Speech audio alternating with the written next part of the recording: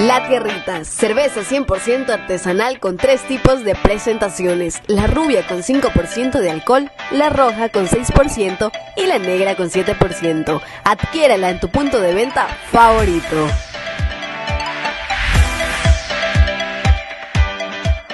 Bueno, bienvenidos todos a su programa, primer programa del año del Señor 2020. Estamos martes 14 de enero del 2020.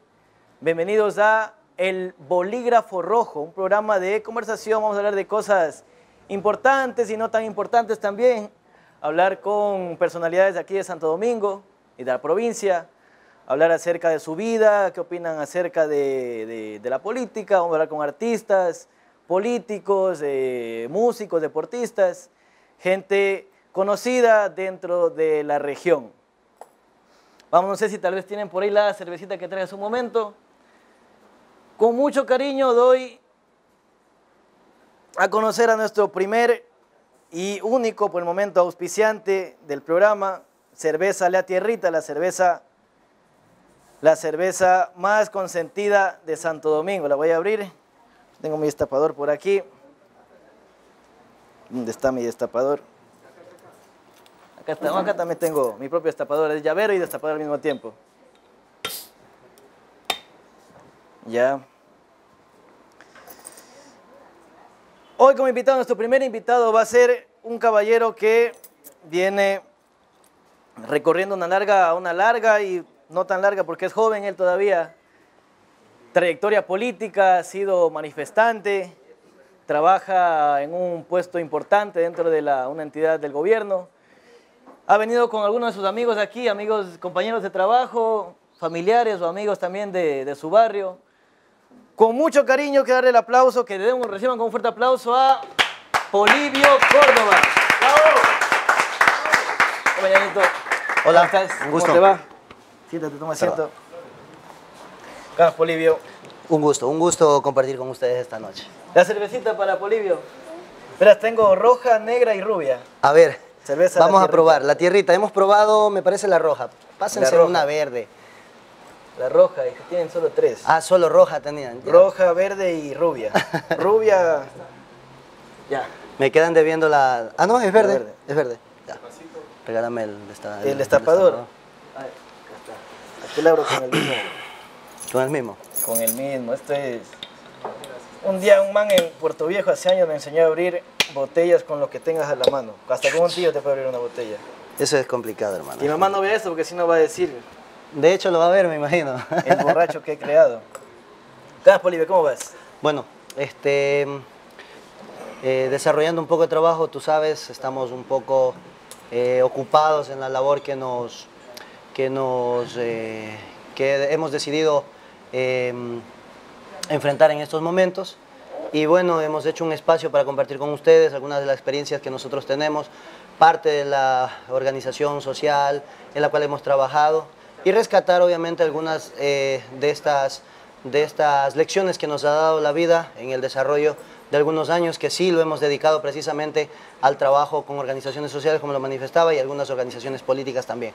Como lo manifestabas tú también, estamos el día de hoy ocupando un cargo que nos permite servir a nuestra provincia, y esperamos que el futuro nos depare éxitos a todo el equipo, y que eso conlleve precisamente a que Santo Domingo tenga una mejor provincia. Política. ¿Por qué metiste en la política? ¿Cómo llega de ese camino? ¿Desde cuándo? A ver, yo creo que todos somos políticos, ¿no? Todos somos políticos. Deberíamos ser nosotros todos. Hasta cuando estamos arreglando un foquito en nuestra casa o estamos haciendo un remodelaje en nuestra casa, tenemos que definir... Vasito. Sí. Sí, no, sigue, tenemos que definir dónde poner el foquito, si lo pongo en el centro donde me va a dar luz para toda la familia, o lo ubico solamente en el sitio donde yo voy a estar sentado. Entonces, creo que esas decisiones también son políticas. Todas las acciones que desarrollamos nosotros en el desarrollo de nuestra vida diaria son políticas. Por lo tanto, creo yo que lo único que hemos tratado de hacer es darle un contenido más amplio a este concepto, y obviamente utilizarlo para servir al pueblo al cual en algunos casos hemos representado, y esperamos precisamente seguir representando. ¿Desde cuándo empiezas tú en la política? En la política comenzamos ya algún Sé tiempo que atrás. desde el colegio estuviste involucrado en la asociación en la FESE. Sí, sí, sí. En la FESE, luego pasaste a la FE, bueno, entraste a la universidad. Y te expulsan de la universidad, de la central. Ajá, ajá. Por sí, político, así es. por Claro, revolucionario. Claro, enfrentamos un duro proceso contra el correísmo.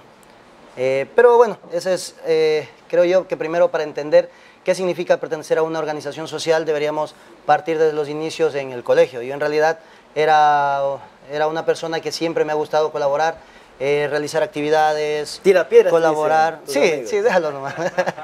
Colaborar, realizar actividades y frente a ello nos gustaba realizar un trabajo de hormiguita. Pero en el colegio, en quinto curso, siempre había un enfrentamiento. Yo estudié en el Francisco José de Caldas, aquí en Santo Domingo, un colegio de una extracción popular.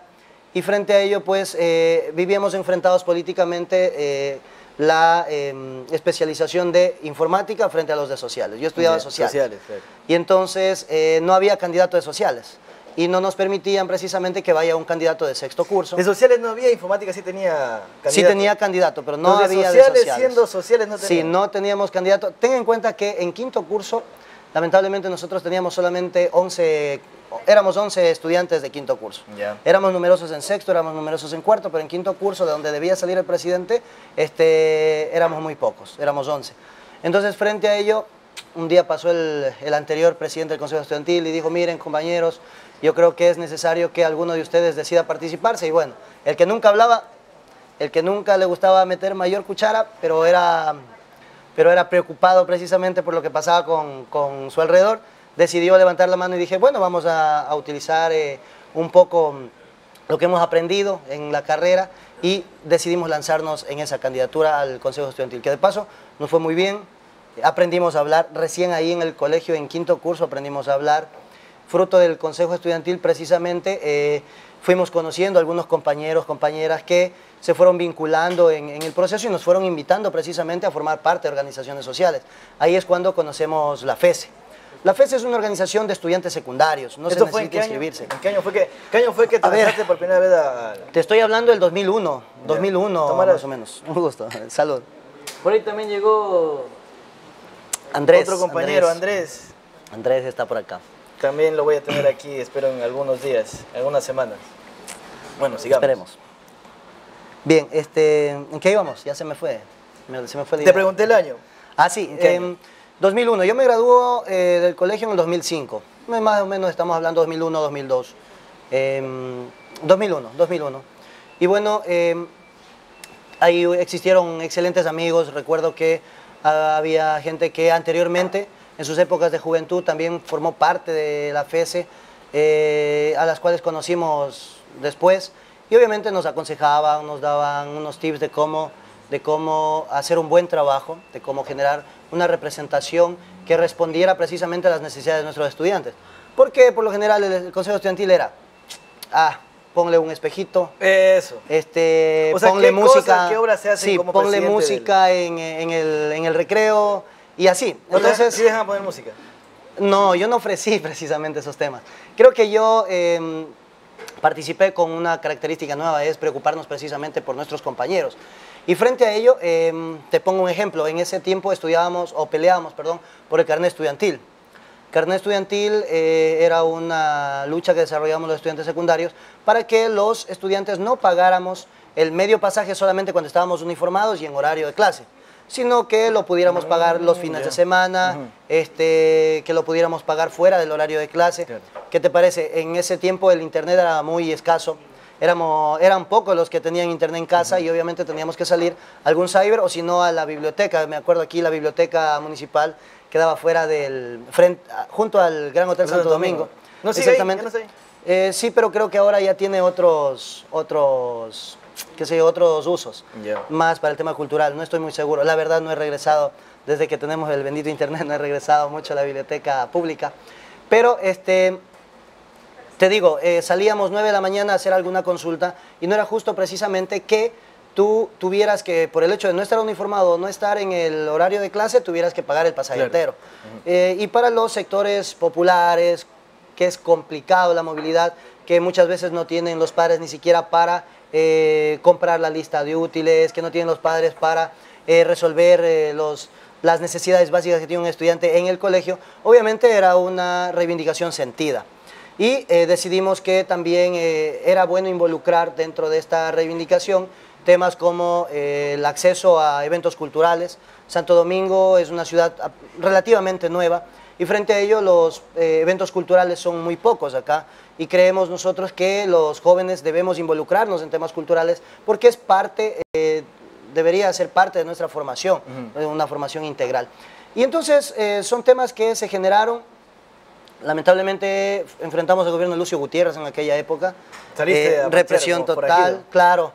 No, nosotros no podíamos, yo no puedo considerarme que era parte de los forajidos porque teníamos nosotros teníamos otras, qué sé yo, un punto de vista distinto al movimiento que se denominó forajidos, porque precisamente los forajidos no tenían un principio establecido al respecto de cuáles eran las reivindicaciones, por ejemplo. Y frente a ello lo que se realizaba más bien era una oposición al gobierno de Lucio Gutiérrez, pero desde los puntos de vista de no al Fondo Monetario Internacional, de oponernos precisamente a que tomen instituciones extranjeras, tomen decisiones dentro del Estado de elevación de impuestos, entre otras cosas. Pero ¿no son elementos fundamentales. Chuta, ¿qué te diré? Creo yo que todo este proceso... No, porque la gente dice eso. No toda la broma, gente. La gente dice no toda la gente, porque si no Lucio ya estuviera nuevamente... hubiera ganado una presidencia y no ha sido ¿Por qué así. no se ha lanzado? Se lanzó en el 2009, me parece. Bueno, posteriormente Lucio sí se lanzó el hermano Gilmar. Y el Gilmar, sí. Gilmar, y hay que entenderlo también, fue un proceso de desgaste. Creemos nosotros que es un proceso de desgaste parecido al que se va a dar ahora con la década llevada. Y frente a ello... ¿Tú crees que es la década llevada? Es la década llevada. ¿Que se llevó qué? Las acciones legales que estamos viendo en estos momentos, de las que somos testigos, nos demuestran efectivamente que los actos de corrupción que denunciábamos en algún momento, nosotros no estábamos equivocados en esas denuncias y esperamos efectivamente que la justicia haga o cumpla su rol al respecto de la responsabilidad tan grande que tiene en estos momentos de perseguir precisamente a los que le quitaron el futuro al Ecuador, teniendo en cuenta que tuvimos un alto, se podría decir, grandes oportunidades de utilizar los recursos generados por el alto precio del petróleo, entre otras cosas, para fomentar el desarrollo, lo cual no se hizo en realidad. Ideológicamente, políticamente, ¿cómo te consideras? ¿Izquierda, derecha, centro? Yo me considero un hombre de izquierda revolucionaria. Digo eso porque para el perfil que te veo, de salir a hacer relajo, de salir a manifestaciones, tiene que ser de izquierda. Y para estar en la FESE. Bueno, creo que, a ver, la FESE es un movimiento muy amplio. En la FESE se agrupan estudiantes que también forman parte de partidos políticos de derecha. La FESE es un movimiento social, no es un partido político. También. Sí, posteriormente. Pero eso es... Lo contamos en unos minutos. Pero la FESE es una organización social muy amplia y entonces frente a ello no tiene una definición política, se podría decir, sesgada a un solo sector, sino más bien es una organización que agrupa a varios sectores propios del estudiantado. Tú puedes ver ahí estudiantes del colegio más popular hasta estudiantes del colegio más pelucón, como lo llamaba el innombrable de la década llevada. Y entonces, al ser una organización amplia, también hay movimientos dentro de la FESE que tienen posiciones políticas, eso sí. Y entonces, la izquierda revolucionaria en la FESE la conforman, por ejemplo, la Juventud Revolucionaria del Ecuador, que no es un movimiento que está solamente dentro de la FESE, sino que tiene activa dentro de los sectores sociales, barriales, y en definitiva, para un requisito fundamental es aceptar los estatutos, estar de acuerdo con la línea y posteriormente tener en cuenta que no puedes ser menor o mayor, perdón, a 30 años. Entonces, en el momento que cumpliste 30 años ya no puedes ser parte de la Jota, ya no eres un joven. Pero como idealista de izquierda, criticas el gobierno de la gestión de Rafael Correa.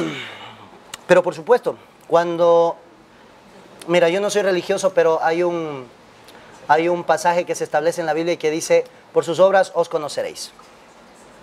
Y entonces tú te das cuenta que, dime para quién gobiernas y te diré de qué posición eres, aun cuando me digas que eres de izquierda o aun cuando me digas que eres de derecha. Dependiendo las acciones que realizas dentro de tu gobierno, tú te das cuenta a quién sirves. Entonces, Si tú Correa no sirves, fue izquierda. pero por supuesto que no. Correa es un reformista que en su momento obviamente utilizó el discurso de izquierda, pero si nosotros comparamos quiénes son los grandes ganadores de la época llevada, o lo que decías hace un momento, quién se llevó, habría que ver Yo no dije, cuáles tú fueron dijiste, las... la época cuáles llevada, fueron, sí, yo lo la dije. década llevada. ¿Cuáles fueron las personas que más llevaron? Y en este caso salen nuevos grupos económicos, el Grupo Ortiz en la zona austral, Juan el Juri, que resulta uno de los ganadores... Uno de los mejores ganadores. Sí, el que mejor ganó. y en definitiva, el enemigo número uno, entre comillas, de Correa, Lasso, es el que tiene el banco que más ha ganado durante esta década. Entonces, si tú Dice revisas que las cifras- enemigo entre comillas. porque entre no fue comillas, enemigo. porque en definitiva tú ves que la política de Correa le favoreció precisamente a Lasso. Le favoreció a Lasso, le permitió tener un banco que, a diferencia del Pichincha, ganó más que el Pichincha. Nosotros habíamos visto en años anteriores, obviamente, había un sector de la burguesía que ganaba, lo llamábamos la burguesía tradicional, y el banquero, que ahí se erguía, era precisamente a través del Banco de Guayaquil, Fidelegas. En la época correísta, obviamente, nosotros encontramos que en cambio... Fidelegas, Banco de Guayaquil. No. Estoy hablando del Banco de Pichincha, perdón. Si me del- equivoqué, perdón. Pichincha, Fidelegas. ¿No es Pacífico, Fidelegas? No, Pichincha. Pichincha. Ya. Y, en la década llevada como manifiesto, el banquero que más ha ganado precisamente resulta ser Lasso, con el Banco de Guayaquil. Entonces son temas, y bueno, ahí podríamos revisar algunos números al ¿Y respecto. qué opinas de Maduro entonces? Bueno, Sí, ¿y tú Correa- qué crees que es Maduro? ¿De No, izquierda o de derecha? Yo pienso que es una izquierda, ellos se consideran ser izquierda. Yo puedo decir misa y eso no me convierte en sacerdote. Puedes decir... Entonces, ya. claro, puedo decir misa y eso no me convierte en sacerdote. Y como lo manifesté hace rato, hagamos un examen de lo que se hace en la administración y dígame quién está ganando dentro de el país y yo les diré precisamente a qué sector pertenecen. Así de sencillo, es un examen fácil que podemos hacer incluso todos los ecuatorianos. Pero entonces estos gobiernos no son realmente una izquierda, según lo que tú dices. No, para nada. Lo más cercano que podríamos decir de Correa es precisamente que es un reformista y que ha permitido sostener el status quo en el cual nosotros hemos tenido que padecer, todos los ecuatorianos hemos tenido que padecer, y no ha representado mayor cambio entre la larga noche neoliberal que él tanto reclamaba con la etapa correísta, porque en definitiva lo que se hizo fue cambiar un dueño por otro. ¿Cuáles que en son los definitiva no ideales es de mayor izquierda? En resumen, cortito. cosa. En resumen, servir al pueblo, ñaño. Tener o gobernar para que el pueblo tenga mejores condiciones de vida, para que el pueblo tenga acceso a la Pero se educación, supone que para eso que el hacen pueblo todos tenga los acceso a la gobiernos. salud. Se supone que en teoría dicen que todos lo van a hacer, sean derecha o sea de izquierda. Hermano, pero por eso mismo nosotros no hemos tenido un gobierno que sea O sea, yo propiamente de lo que he izquierda en visto el es que país. todos los gobiernos que se dicen ser de izquierda dicen que van a gobernar para el pueblo y no gobiernan para el pueblo, sino gobiernan para Pero es que eso es ellos. lo que tienen que decir para ganar una campaña. Y lamentablemente nuestro nivel de preparación, en el país ha limitado precisamente que nosotros nos dejemos creer, olvidemos la historia en primer lugar, olvidemos la historia y nos dejemos creer de frases bonitas, bien arregladas en temas, utilizando estrategias de marketing incluso, pero que a la final no significa que vayan a resolver las necesidades que tiene el pueblo en general. Ya, pero si dices que Correa no era izquierda, Maduro no es izquierda, ¿qué gobierno, qué país consideras tú que sea una verdadera izquierda? Bueno, ahorita no tenemos un país que sea gobernado por una verdadera izquierda. Ninguno. Creo yo que hay antes? algunos matices que se pueden observar en algunas administraciones, sin embargo de ello, en estos momentos no hay un país al cual tú le puedas decir, ese país está gobernado por un izquierdista o ese país es socialista, porque hay mucha gente que confunde y dicen ese país socialista, lo cual invito a hacer un examen. Porque nadie precisamente. gobierna por el pueblo. Porque en este momento no tenemos un solo país en el mundo que gobierne precisamente para los sectores sociales. Y mira, no se necesita ser de izquierda para gobernar y para desarrollar un país. Hay temas como, por ejemplo, tú para desarrollar un país necesitas eliminar el analfabetismo. Y hay países capitalistas que lo han logrado. pero obviamente ha significado precisamente que puedan entregar o puedan resolver a través de su presupuesto ingentes recursos económicos precisamente para invertir en su pueblo y generar precisamente que ese pueblo se eduque, y eso va a generar un desarrollo, lo cual va a generar precisamente desarrollo para todo el Estado. La Unión Soviética fue izquierda. En los años posteriores a 1917 sí, y el mejor país que podríamos nosotros concebir como socialista fue Albania por allá por los años 30 del siglo pasado. ¿Por qué ese país? Precisamente porque se permitieron ubicar algunos elementos que resolvían las necesidades básicas desde una concepción distinta a la que nosotros tenemos dentro de un país con las características como el nuestro. Entonces creo yo que si quisiéramos reivindicar en algún momento sería la Albania de Enver Hoxha, que ha caracterizado un socialismo un poco más real, se podría decir, si es que cabe la palabra. Vamos un poco atrás a tu niñez, porque quería hablar de eso también al principio. Tandapi. Viviste en Tandapi. ¿Qué tiempo? ¿Por qué fuiste a Tandapi? ¿Qué cariño le guardas a...? Un cariño enorme le guardo a todo el país. Por eso no me he ido. ¿A todo el país? No me he ido a pesar de que... Eso suena político ya. No me he ido de mi patria a pesar de que han habido las oportunidades. Creo yo que nos hemos... Mira, el bullying. Amigos así. Sí, esos amigos, por favor, cuando los vayas a entrevistar me invitas. A ver, mi familia es de la sierra, ¿no? Provenimos del sector de Riobamba. Y bueno, mi papá desde pequeño decidió buscar vida por acá, por Santo Domingo. Me cuenta, ¿no?, que cuando él llegó a Santo Domingo, por ejemplo, él trabajaba en ese tiempo, cuando se pobló Santo Domingo. Debemos conocer que Santo Domingo se pobló principalmente con algunos sectores militares también, que se jubilaban, venían acá, tenían una tierra y venían a producir. ¿Tu papá llegó hace qué tiempo acá? Te estoy hablando, mi papá tiene 67, me parece, y te estaré hablando de cuando él tenía 16, 17 años. ¿No es él? No. Mi compañero es un compañero fundador del MPD y hoy nos acompaña también en la Unidad Popular, la lista 2. ¿Su nombre, Luis Guamá. Luis Guamá. El compañero me cuenta mucho, dicho sea de paso, de Jaime Hurtado. Yo no lo conocí porque cuando ingresé a la organización ya el fundador lamentablemente fue asesinado. Sin embargo, cuando tenemos que conversar acerca de anécdotas, creo que la experiencia es lo que siempre buscamos la juventud, y obviamente nos nutrimos de ellas para en algo alumbrar el camino que nosotros estamos siguiendo. ¿Y a tu papá Santo Domingo ahí? Bueno, llega mi papá a Santo Domingo. Trabajó en una finca donde extraían leche y me dice, por ejemplo, no sé si te ubicas en la calle Quito y Tulcán, donde había el Bingo Derby, que ahora me parece que es Artefacta. Pero es la Tulcán y la Tulcán Machala. y Quito, no es Quito. Tulcán y Quito, frente al municipio. Ya. En la esquina. Ya, perdón, estaba yendo a otro lado. Sí. La Quito y la Tulcán. Ahí, en ese sitio me cuenta que se amarraban las acémilas, Yeah. que traían precisamente los tanques con leche desde las fincas en las cuales se trabajaba. Y obviamente el parque central era, ¿qué te digo? Era casi un potrero, sí, era casi un potrero. Un parqueadero de caballos, dice mi abuelita. Más que un parqueadero de caballos, sí, se podría decir. Sí, porque efectivamente en ese tiempo el transporte era caballo. Las acémilas para acá. Bestias, decía. Las bestias, sí, acémilas. Entonces, bueno, viene... mi papá toda la vida ha sido muy aficionado al arte. Vamos a ir por allá también.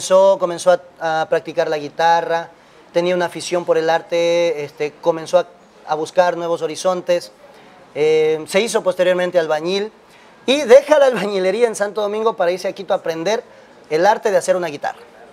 Y podría decir ahora, yo puedo reconocer a muchos ebanistas acá en Santo Domingo, los más históricos, Don Garcita, que está en la Liberación Popular, si no me equivoco, lamentablemente retirado ya del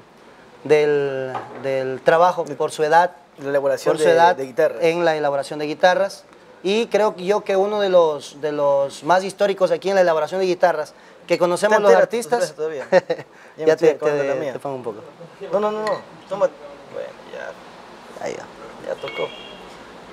Y hay más por allá también. Chuta. Que la seca la llena. Bueno, el punto es... El que la seca la llena. El punto es no salir borrachos de aquí, por si acaso. Bien, como te comentaba, creo que mi papá es uno de los históricos que podríamos llamar acá, en calidad de ebanista. Hay, qué sé yo, unos 30 años que él tiene acá trabajando. Previo a ello, estuvimos en Tandapi. Mi papá tenía una casa en la 69. ¿Eso? ¿Por qué fueron a Tandapi? Sí, tenía una casa en la 69, la cambiamos por una finca de Tandapi a 4 horas. En ese tiempo había que entrar a pie porque no entraban los carros. ¿Cómo? ¿Y para ir a Quito no se pasaba por Tandapi? Sí, pero de Tandapi había que cruzar. Ah, ya, ok, ya. Yéndonos a Quito, con dirección a Quito, a mano izquierda, 4 horas para allá. Ya, ¿no? ya, 4 horas para allá. Entonces, decidieron vender la finca, porque obviamente era un patrimonio de toda la familia, no solamente mi papá. Vendieron la finca y mi papá decidió dedicarse a su sueño. Y ahí es cuando ya toma el trabajo en serio de hacer guitarras. Aprendimos el arte gracias a él, nos inculcaba desde pequeñitos. Creo que yo en Tandapi ya tocaba la guitarra, tendría 6 años. Y en lo posterior nos fuimos desarrollando. Yo he dejado el arte a un lado, a pesar de que el arte me permitió a mí estudiar el colegio, la escuela, el colegio. Pero definitivamente cuando me involucro en la política, yo dejo el arte a un lado para dedicarme de lleno. ¿Pero pensaste en el momento de dedicarte al arte? O sea, bueno, yo me dediqué al arte cantar. desde los 12 años hasta los 17. Ya. Yo tocaba la guitarra y cantaba. De hecho, en algunos momentos toqué para algunos otros artistas, no solamente para mí, que son obviamente de acá de Santo Domingo. No vamos a decir Juan Gabriel ni Luis Miguel, ¿no? Son, por ejemplo, Johnson, un gran amigo. Yeah. Incluso grabamos un demo con él. Y en definitiva, poco a poco me fui alejando y me fui dedicando más al tema político. Conocí... cuando ya salí del colegio, cuando salgo del colegio, por consejo de un compañero me dice, mira, si tú no te vas a Quito a estudiar Derecho, porque esa era la misión desde el principio, por lo menos ingresa aquí en la Central en Santo Domingo y estudia otra carrera mientras pero en la Central aquí en Santo Domingo, claro, no en Quito. No, en la Central tuvimos un paso por la Central de Quito muy rápido. ¿Por qué rápido? Porque no pudimos irnos a estudiar. Creo que las condiciones para poder viajar a estudiar allá son bastante difíciles. Tienes que resolver alimentación, hospedaje, los gastos propios de tu estudio, lo cual impidieron precisamente que pudiera viajar. Aquí en Santo Domingo. Y decidí ingresar aquí en Santo Domingo en psicología educativa, precisamente. Ya. En la Central, que saliste del colegio, fue la primera carrera. Claro, la primera carrera. Yo sigo psicología en el 2005-2006. 2005-2006. Cuando se abre el primer curso precisamente después de que votaste a Lucio. Claro, después. Incluso aquí está una compañera, Cruzcaya Ventimilla, también es graduada de esa promoción. Ella sí se graduó. Ya. Ella sí se graduó, a diferencia de mí. Pero, ¿qué puedo decir? Puedo decir, por ejemplo, que son experiencias que llenaron y que permitieron que nosotros tomáramos o ratificáramos la conciencia que habíamos generado en el colegio. En la Central fui primer secretario del Frente Revolucionario Izquierdo Universitario. Posteriormente ganamos la Federación de Estudiantes Universitarios del Ecuador aquí en Santo Domingo. Y obviamente en uno de los plantones que se realizaba en la ciudad de Quito, no sé si ustedes ubican la historia, había el colegio Odilo Aguilar y el colegio Manuel María Sánchez, que eran colegios en donde se realizaban prácticas por parte de la Facultad de Filosofía, Letras y Ciencias de la Educación de la gloriosa Universidad Central. Y entonces, el nuevo estatuto universitario que nos impuso Samaniego, que era un rector pro-correísta, de hecho, era la lista de Correa, era la lista Nueva Universidad, que era de Samaniego, y entonces, al pretender quitarnos estos colegios, subimos a un plantón unificado. ¿Estos colegios? En Quito, estos colegios en Quito. En Quito por los dos colegios, y nosotros de Santo Domingo precisamente reclamando presupuesto para la universidad, porque se pretendía cerrarla. Y de hecho, en estos momentos, la universidad está sola, la sede de acá de Santo Domingo está solamente terminando que se gradúen los últimos compañeros, los retrasados, y desaparecerá. Lo que creemos es una pérdida en realidad para la provincia en general, porque mientras más sedes de las universidades públicas existan, más oportunidades vamos a tener los jóvenes precisamente a ingresar. Porque no hay estudiantes. No, no es porque no hay estudiantes, es que se han cerrado las carreras. O sea, no hay las carreras que los estudiantes que necesitan de aquí no entran. en la Universidad Central no se ha abierto ninguna carrera. Y te voy a plantear, si tú conversas con cualquier joven que no ha tenido chance de ingresar a la universidad pública o a la universidad privada, te va a decir que cualquier carrera que se abriera en una universidad pública, este estudiante va a ingresar, aun cuando no fuera su vocación. Y te digo esto precisamente porque en la sede de la Central definitivamente se resolvió cerrarla. Y al momento de que se cerraron, obviamente los estudiantes tuvieron que buscar, o los jóvenes, perdón, tuvieron que buscar otras alternativas que fueron precisamente o migrar. ¿O a Luz de América? Luz de América, no, a la Concordia. Ah, Luz de América es nueva, la ESPE es bastante nueva. Yo te estoy hablando de que la Universidad Central se comenzó a cerrar desde el año 2009-2010 y fue en un proceso paulatino de cierre. Pero ya estaba la ESPE. Ya estaba la ESPE porque me acuerdo que tenía una prima que estudiaba ahí en el año 2007, 2008 ya estudiaba ahí ella. Estudiaba ingeniería agroquímica, alguna vaina así. Sabes que no tengo muy clara la película al respecto, pero sí, me parece que era bastante complejo ahí. Me parece que era privada todavía la ESPE, no sé, no recuerdo. No recuerdo muy bien, te mentiría si te digo. Pero en todo caso, creemos nosotros que con el cierre de esta sede, eso ha generado menos oportunidades para un grupo. ¿Y ahí salen la primera marcha ustedes? ¿O cuándo fue la primera marcha? La primera marcha que se hizo a lanzar piedras. A ver, lanzar piedras como lanzar piedras es un tema que se ha acuñado. Yo sí. Pero en el gobierno de Lucio Gutiérrez fue mi primera bronca. No. ¿Rompiste cabezas? ¿Qué rompiste? No. Ya tú lo pones desde un punto de vista ya más sesgado.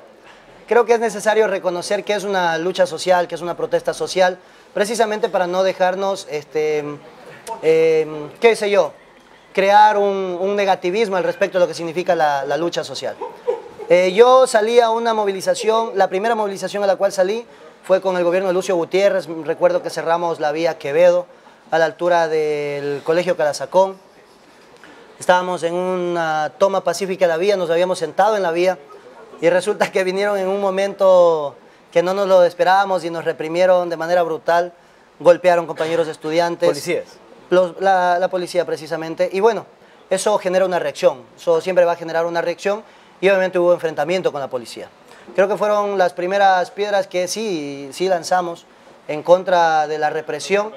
Y esos son temas que también nos han servido para formarnos. Tú vas entendiendo de qué manera actúa la policía y en algunos casos sí te llena de indignación cuando ves que la propia policía, no todos, ¿no? Pero sí hay malos elementos que la propia policía se ha visto involucrada en casos de corrupción en algunos momentos que te genera una indignación cuando tú sabes que ellos deberían estar para precisamente salvaguardar el orden, precisamente para salvaguardar los derechos que te garantiza la Constitución y la ley. Pero cuando hay órdenes de por medio, muchas veces la ley se pasa por debajo. Por encima de las órdenes. ¿Sí? Y las órdenes se pasan por encima de la ley, sí. Y no se ha respetado en algunos casos ni siquiera los derechos más básicos de los seres humanos. Te pongo un ejemplo: asesinado Edison Cosíos por una bomba lacrimógena que le impactó en la cabeza cuando él, por ejemplo, estaba en el Mejía y no había salido a la movilización, sino que estaba en las gradas del Mejía observando qué pasaba. Si nos vamos mucho tiempo atrás, Rosita Paredes Jumbo, que fue presidenta de la FESE, en Guayaquil fue asesinada por un bombazo en la cabeza. Qué sé yo, te puedo poner otro ejemplo: Milton Reyes, presidente nacional de la FEGO en los años 70, y fue después de la movilización, se acabó, se dirigía a su casa y apareció muerto en una quebrada con todos los huesos del cráneo desbaratados. Pero entonces tú te das cuenta que eso es, que existió no solamente represión, sino tortura. Y frente a ello, obviamente que hay que indignarse y hay que decirles alto a la represión. Los muertos de octubre, 7, 11 muertos. Bueno, por ahí salió la ministra María Paula Romo diciendo que eran accidentes de tránsito, ¿no? Otros eran accidentes de tránsito, no los 7 que estaban en cuestión. ¿Eran 7 u 11? 11 muertos por octubre. ¿Qué piensas tú de la... Mira, yo creo que si los gobiernos resolvieran las necesidades básicas y atendieran, o cumplieran por lo menos lo que dice la propia Constitución, no existirían ebulliciones sociales. A nosotros nos han dicho la Constitución de Montecristi es muy garantista. Sí, es garantista y debe ser así una Constitución. pero tú te das cuenta que el 6% del Producto Interno Bruto que te establece la Constitución para la educación, hasta el día de hoy lo tenemos. ¿Pero crees que hubo vandalismo ahí? ¿De parte de los indígenas o de los correístas que estaban verás, yo creo, no me saques de contexto. Primero estoy explicando, hermano, el tema de la Constitución. Yo quiero explicar primero que la Constitución te establece que tú debes tener, por ejemplo, educación, 6% del Producto Interno Bruto. Salud, el 3% del Producto Interno Bruto. Eso no lo tenemos. Y mientras tú no resuelvas las necesidades de esta gente, siempre va a haber inconformidad. ¿Perdón? Si no hay Producto Interno Bruto. Si hay Producto Interno Bruto.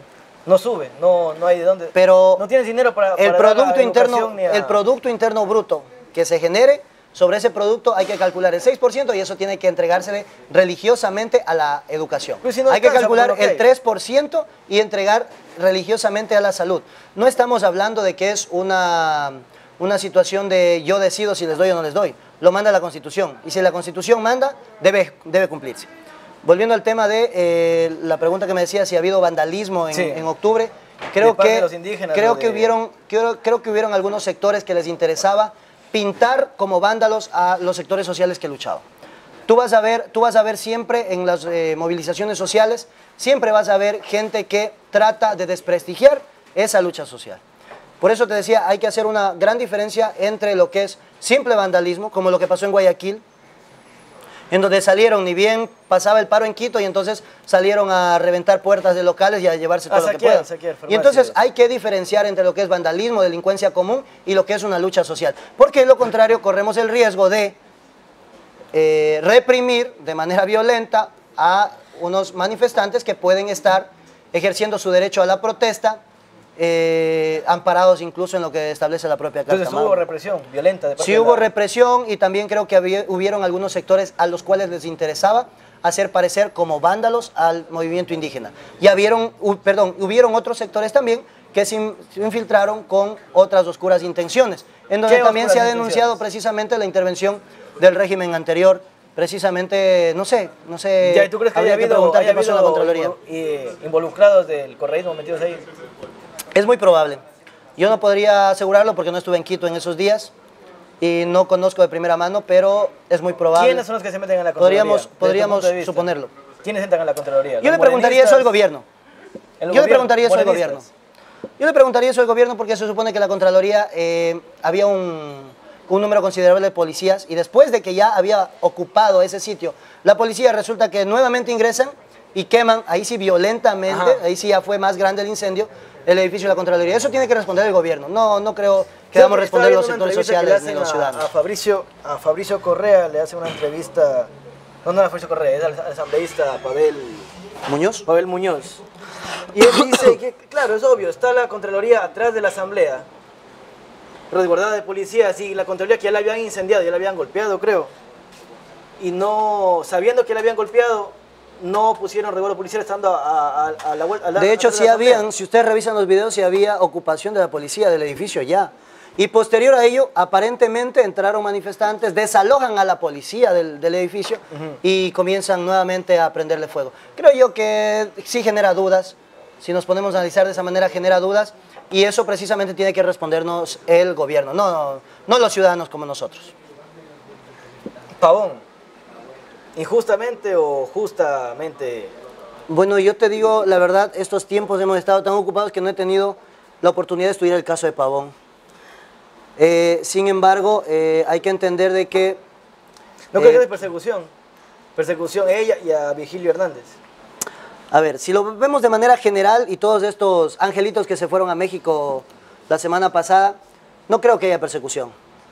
Lo que pasa es que han perdido el control de las cortes. Si ustedes pueden ver, estaban enseñados a dar un chasquido de dedos y que las cortes resuelvan de una manera, aun cuando el derecho no les asistiera. Eso se les ha acabado a ellos. No quiero decir que ya las cortes están generando justicia plena, pero como ellos ya no tienen el poder precisamente, creo que les ha asustado y han decidido salir huyendo hacia México. Ya no son los superhéroes, los supermanes de antes. Ya no son los supermanes y obviamente pueden ser procesados por cualquiera de los delitos que en algunos casos se ha iniciado. Vamos a dejar el tema político por un momento a un lado. Y vamos a ver lo que habíamos hablado hace un rato de las guitarras. ¿Cantas tú? Canto para mi familia, para mis amigos y en reuniones sociales. En la ducha. No, en la ducha no, porque se me mojaría la guitarra. Creo yo ¿Cantas que... con guitarra? Canto con guitarra, O sea, claro. toca Yo toco la guitarra, y yo toco la guitarra y no canto música actual, se podría decir, de jóvenes. Creo que lo que me incentivó mi papá precisamente es a la música nacional. Ese es mi fuerte, a pesar de que canto mis baladitas, le hago el rock un poquito, pero eso ya incluso es sin guitarra. ¿Pero no cobras? Y muchas no, para nada. O sea, presentaciones. No, yo no trabajo ya en la música. Ya. Cuando yo canto es para mis amigos. Te digo, la última vez que cantamos con mi hermano, tocando el requinto, cantamos en mi cumpleaños, el 14 de diciembre del año pasado. ¿Tu hermano mayor? Mi hermano menor, Víctor, mi hermano menor. De los mejores requintistas. ¿Requintistas se dice? Sí, se puede decir que es uno de los mejores requintistas. Creo que el tercero a nivel de Santo Domingo. Dicho sea de paso, Santo Domingo tiene muy buena madera de requintistas. Tenemos aquí jóvenes a los cuales conocí cuando andábamos con una guitarrita, ganándonos la vida por allá por, qué sé yo, hace 20 años atrás. Y resulta que ahora estos jóvenes tocan para Paulina Tamayo, tocan para grandes artistas a nivel nacional y obviamente te deja una satisfacción, ¿no?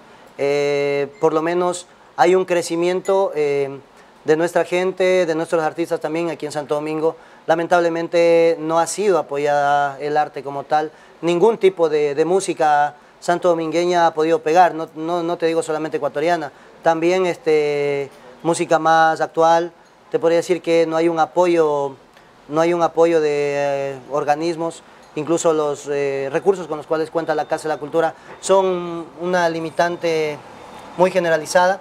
Y obviamente si no te casas con una disquera, no puedes hacer mayor cosa en el tema del arte.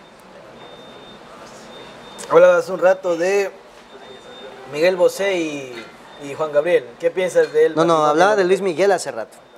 No, de Juan Gabriel. Bueno, de Juan Gabriel y Luis Miguel hablé, ¿Qué piensas no de del Miguel matrimonio Bosé. igualitario? Creo que son derechos de los ciudadanos en general. Creo que la evolución de las leyes precisamente tarde o temprano, van a permitir que haya matrimonio igualitario, van a permitir que haya adopción por parte de matrimonios generados por parte de parejas del mismo sexo. La legalización de la marihuana. Es medicinal. ¿Has consumido? Y creo, ¿Has consumido? No. Nunca. Te podría decir que no, a pesar de que yo estudié en un colegio donde eso se veía públicamente, pero no. Ni probada. No, de hecho no. No he tenido nunca la curiosidad de hacerlo y creo que, no sé, habría que probarlo en algún momento. Sí. Acá están tu... No, si ellos dijeran que yo he consumido, los principales consumidores serían ellos, ¿no? No, mentira. No, en realidad no he tenido... Pero se debería no he tenido probar esos gustos ahí. nunca. Verás, en Estados Unidos, en Estados Unidos existe el uso medicinal de la marihuana. Yo más que para el uso recreativo creo que sí se debería aprobar el uso medicinal. Eso ya se aprobó. Sí, precisamente, pero lamentablemente aquí todavía no tenemos las condiciones para producir, se podría decir, y creo que va a generar, en los primeros años, va a generar de todas formas un conflicto social al respecto. Pero ¿y no crees que también eso eliminaría el narcotráfico? O sea, lo elimina. ¿Sabes qué es un análisis bastante Porque, o sea, subjetivo? Yo no fumo marihuana, he probado un par de veces, pero no creo, o sea, pienso que el gobierno debería guiar a la gente, a los jóvenes, para enseñarles de qué es lo bueno, qué es lo malo, que no es algo, no debería, es una planta al final, no es algo es natural, inventado, es natural, es sí. natural. Pero, a ver, en el siglo pasado se prohibió el alcohol y había contrabando y tú puedes decir, sí, eso podría eliminar el narcotráfico. No necesariamente, porque no se está legalizando todo tipo de droga. Y si no me equivoco, trabajé en la fiscalía y por aquí está un compañero también que es secretario de fiscalía, me puede dar la razón. Más se produce o más se compra y se vende precisamente derivados. Creo que es en menor cantidad la marihuana. Y dicho sea de paso, por por los propios agentes que han hecho experticias al respecto de este tipo de sustancias. Sabemos que las calidades son muy malas y nocivas para el consumo humano. Es decir, no es la misma droga la que se vende aquí en Ecuador que la que se vende en Estados Unidos. Y entonces, obviamente, sí debe tenerse en cuenta que no por el hecho de ser garantistas, podríamos decir, sí, vamos a legalizar todo tipo de drogas, porque a la final eso generaría un problema de salud pública que debe ser enfrentado desde ahora y debe ser prevenido precisamente por el Estado. Una pregunta que me hacen de los que están aquí. ¿Tu paso por la prefectura sirve para afianzar, consolidar tu imagen pública? No, yo creo que si quisiera afianzar mi imagen pública me hubiera mantenido en el libre ejercicio y hubiera tenido la oportunidad de enfrentar los procesos de una manera más protagónica. ¿Seguir lanzando piedras? No, yo no lanzo piedras desde que era chiquitito, desde que tengo 22 años.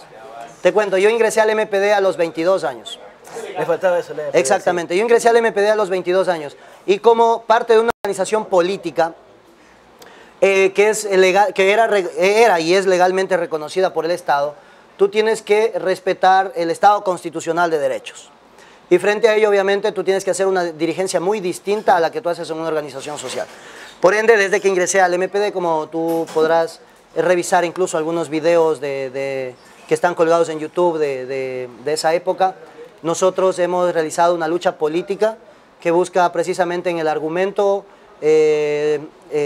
político y en la confrontación directa con aquellas autoridades que han llegado al poder y que han defraudado al pueblo, no solamente santodomingueño, sino al pueblo ecuatoriano en general. Vamos terminando la entrevista, tal vez alguna pregunta más de sus amigos, alguna pregunta de cuando él era joven por allá. Una pregunta. Yo tengo ahorita más y con esta cerramos. ¿Te lanzarías candidato? ¿Cómo te ves tú en el futuro? ¿Qué es Polibio Flores en el futuro? ¿Cómo te ves tú? Bueno, ¿yo qué soy en primer lugar ahora? Creo que yo soy un joven profesional. Creo que una de las principales características es que yo le frenteo cualquier problema que se nos presenta y que otra característica principal sería la honestidad. Yeah. Frente a ello, creo yo que hemos contribuido a la formación de muchos compañeros que también están acá. Lamentablemente no pueden venir a este sitio porque son menores de edad. Hay compañeros que también a los cuales hemos podido llegar y conversarles nuestras experiencias en la FESE, que de paso están pendientes, creían que lo íbamos a transmitir en vivo.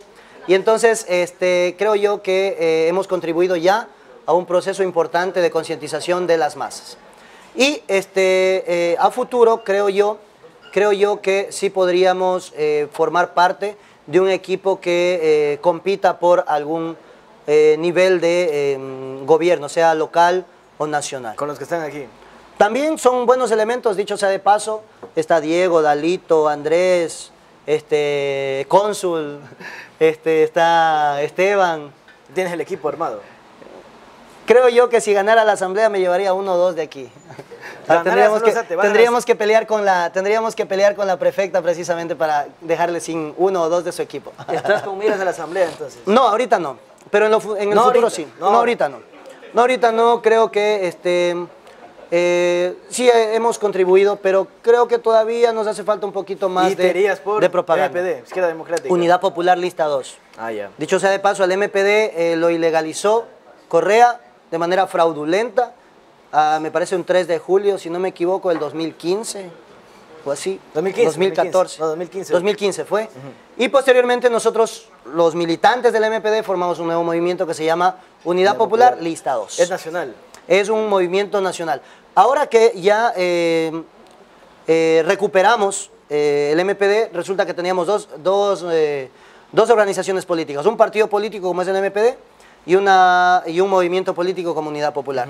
El año pasado decidimos fusionar estas dos organizaciones políticas.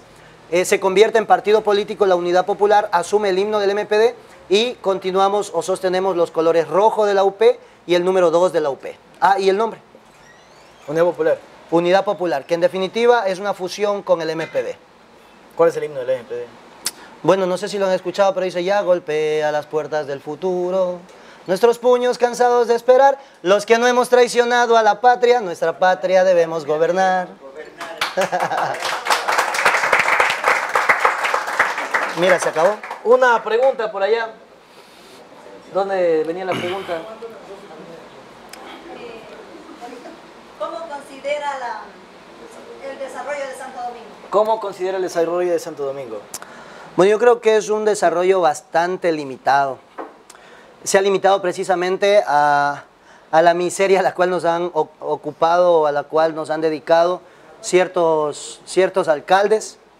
Se han preocupado precisamente en llenar los bolsillos en algunos momentos con algunos proyectos que han quedado en el olvido, y frente a ello creo yo que deberíamos tener personas distintas, personas que estén interesadas en su gente, en la gente con la cual se criaron, en la gente con la cual se han venido desarrollando, y precisamente que sean estas personas las que lleven por nuevos rumbos Santo Domingo. Que hay en Unidad Popular, obviamente, y que también pueden haber algunos otros elementos en otros partidos políticos también, pero los mejores, creo yo, somos los de Unidad Popular.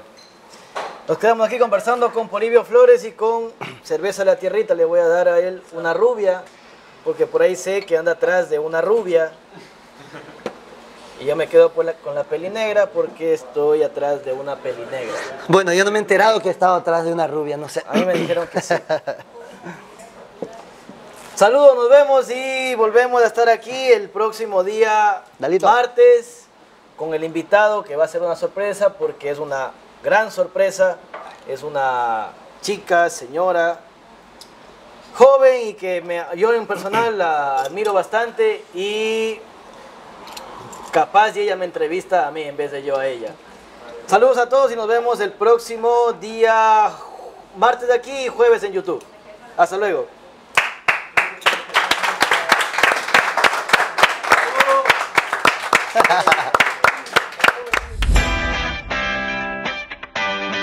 La Tierrita, cerveza 100% artesanal con 3 tipos de presentaciones. La rubia con 5% de alcohol, la roja con 6% y la negra con 7%. Adquiérala en tu punto de venta favorito.